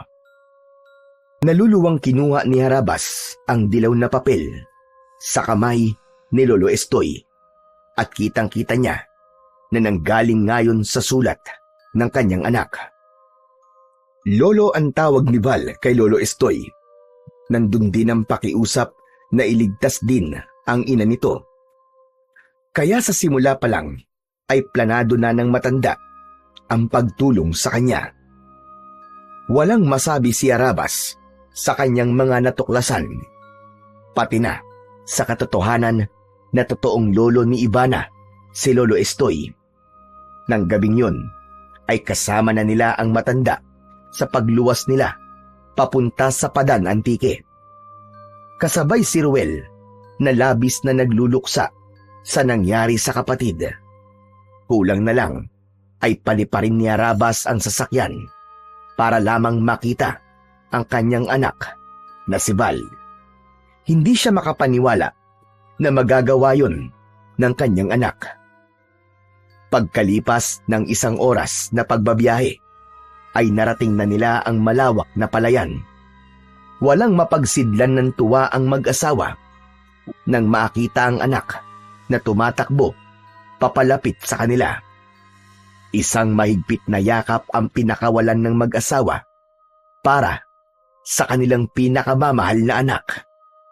Halos maluwa naman si Arabas sa husay ni Val para matulungan siya nito kahit hindi niya ito kasama. Tay! Tay! Nakabalik na po kayo ni nanay! Dahil yun sa'yo, anak. Maraming salamat sa tulong mo. Hindi ko po kasi kayang mawala kayo. Mahal na mahal ko po kayo ni nanay, tay. Sandali lang. Akala ko ba, Apo, walang iyakan? Aba, hihina ang paghanga ko niyan sa'yo, Apo. Lolo Estoy, nandito rin po pala kayo. Dito na po ba kayo titira, Lolo? Oo naman. Hindi ba't yun ang pangako ko sa'yo? Nagawa ko rin ang pakiusap mo. Natupad ko ang mga hiling mo. Nandito na kami. At buo na ulit ang pamilya mo. Nadagdagan pa. Nandito na rin ako. Maigpit na niyakap ni Val si Lolo Estoy. Ganon din sina Ivana at Harabas. Sa gitna ng palayan na merong bungang kasing kulay ng ginto, lumakas ang ihip ng hangin na nagdulot ng ginhawa sa kanilang pakiramdam. Tunay na ang pagmamahal ng isang anak ay nasusukat sa kung ano ang kaya niyang gawin para sa kanyang mga magulang. Kung ano ang itinanim, ay siya mo ring aanihin. Ang pagiging mabuting tao sa iyong kapwa ay palaging may kapalit din na kabutihan. Kabutihan na balang araw ay magliligtas sa iyo sa kapahamakan. Nanatiling nasa kamay ni Harabas ang mutya ng pusod ng supremo ng mga aswang. Ginamit niya yon sa kabutihan bilang manunugis ng mga aswang. Ngunit ngayon ay tahimik na silang namumuhay kasama ng mapagmahal niyang asawa, anak at si Lolo Estoy dahil wala ng banta ng kasamaan sa kanilang buhay.